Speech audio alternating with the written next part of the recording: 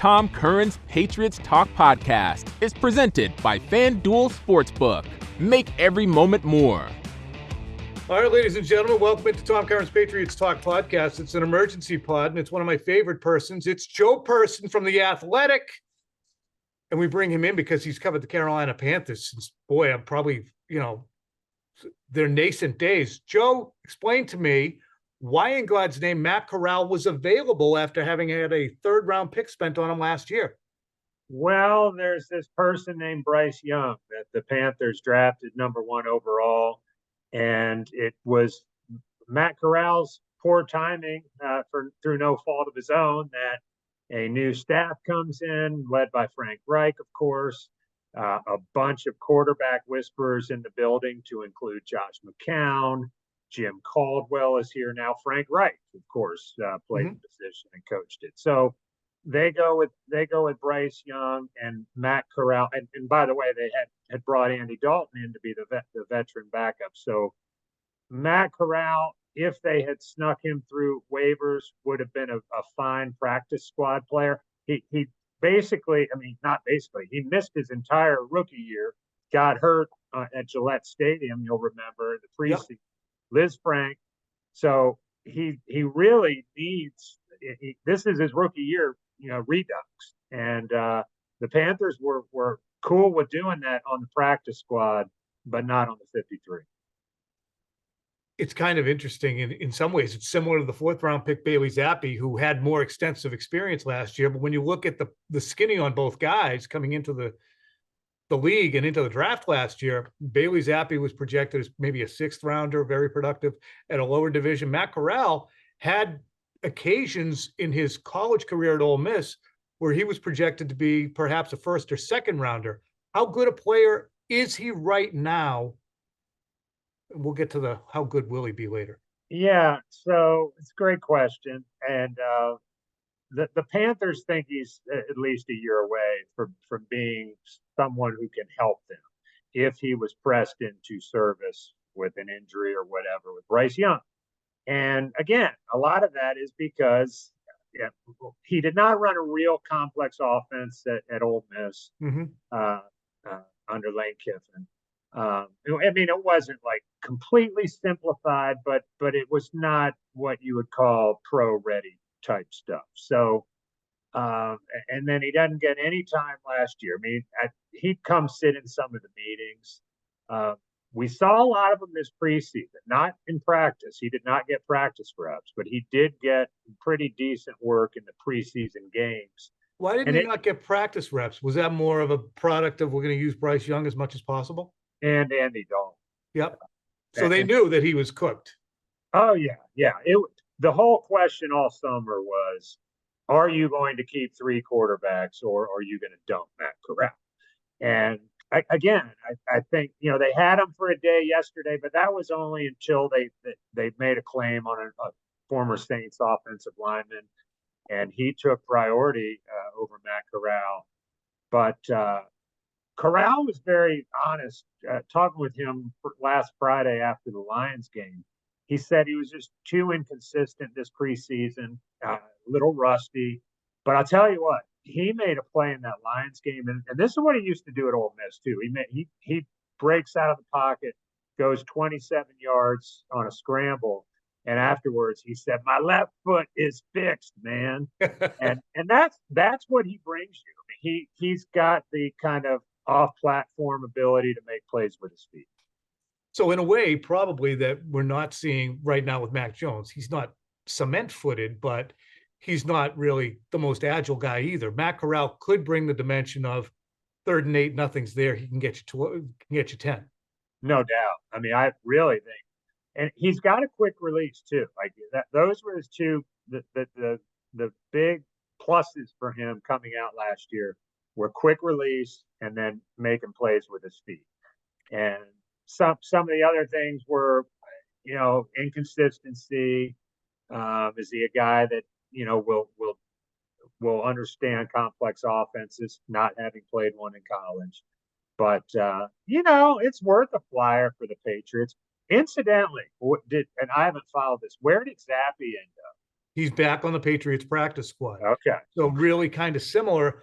Reportedly, there were 7 different teams who kicked the tires on Zappe. I don't know if that meant there were 7 waiver claims on him. Right. But there couldn't have been 7 waiver claims. Right. There were 7 teams reaching out to his agent, Right. saying that they'd like to put him on their practice squad, and he opted to come back here, which I'm sure Bill Belichick made sure to say, look, we like you. We think you're a good player. You did well for us last year. We want you to come back. Right. So if we waive you, will you come back to our practice squad? And he said, yes. I wonder now how he reacts to that. Additionally, so Corral already passed through waivers. Well, the reason I ask you is now the Panthers need a practice squad quarterback. Let's get Bailey Zappe on the next flight down here to Charlotte. Right. Yes. I don't know if it's going to be an upgrade, bro. Well, I'm sure you know too that these guys were part of the same trade in that 2022 draft. Yeah. and It's right fascinating. now, the Patriots ended up with all of them. For better or worse, Yeah. could you foresee, and you're not up here, I'm watching it every day, but Mac Jones, I think right now, if you said, how good is he? He's probably about 22nd in most people's minds among quarterbacks in the NFL. Entering his 3rd year, of course, the 4th year, if they don't pick up his option, is right around the corner.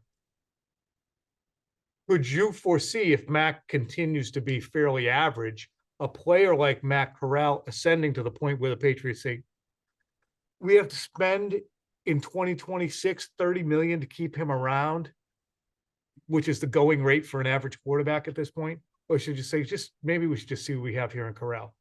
Could he ascend to the point where he would make Mac Jones maybe superfluous? You watch a lot of college football too. Yeah, it depends who you ask. I mean, I can tell you, Matt Rule and Ben McAdoo were very high on Matt Corral. Like Ben McAdoo had a short stint here, 1-year stint as offensive coordinator, but he really banged the table for McAdoo. It was remember that, that draft class well, of course, Zappe, but there was only that one first-round guy with Pickett. And I remember I went to Malik Willis's pro day at Liberty, and I thought the Panthers might. You pretty much knew they were going to take a quarterback, and they passed on Pickett, and they go with Corral. I don't know. He's not a big guy, if that. Right. I mean, he's not as small as Bryce Young, but he is not a big pocket passer in the mold of the Bill Belichick quarterbacks. But he's interesting. He's worth taking a look at. Yeah, it's funny. They now basically have 2 developmental undersized quarterbacks on their roster who don't really have the savvy yet to run a complicated pro-style offense because the Patriots haven't transitioned. They tried to transition last year. It went south, but those were games in which Bailey Zappe actually showed well because with a simplified offense and paint by numbers, he was pretty good. It's now this little more sophisticated stuff.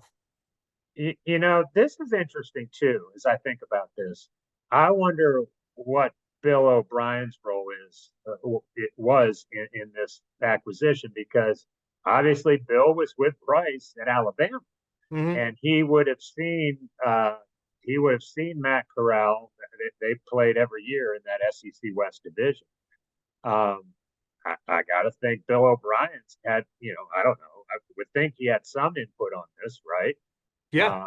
But another SEC quarterback, and I know O'Brien is very high on Bryce Young, or at least was when they were together at Alabama. He had to choose to come here, right? Corral. There was no claiming involved. So he chose Correct. to come here. Right. What do you imagine the pitch was?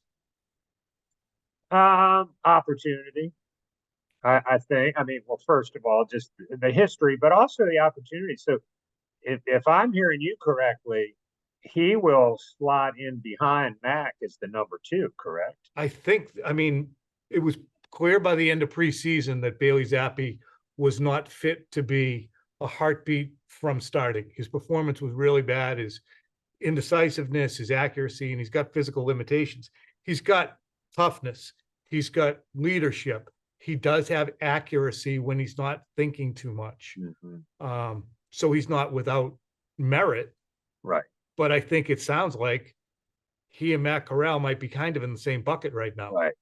So to your question, and there are probably other teams who were interested perhaps also, but if we're talking just strictly Panthers and Patriots, he had an opportunity to go be this, at least presumably, a chance to be the number 2 guy up there on the active roster, or come here. I mean, Scott Fitterer today told us that if he cleared, they wanted to bring Corral back here as the number 3, or as the practice squad quarterback. Right.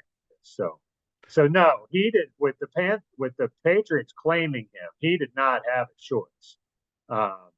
Corral did. The claims take precedent over anything anyone else might have wanted to do. Right. And the Patriots clearly had a decent. They had a decent spot on the waiver. Good deal. Joe Person from The Athletic, always great to talk to you. Thanks for making us a little bit smarter on Matt Corral. Now go mow your grass. All right, buddy. Take care. See you.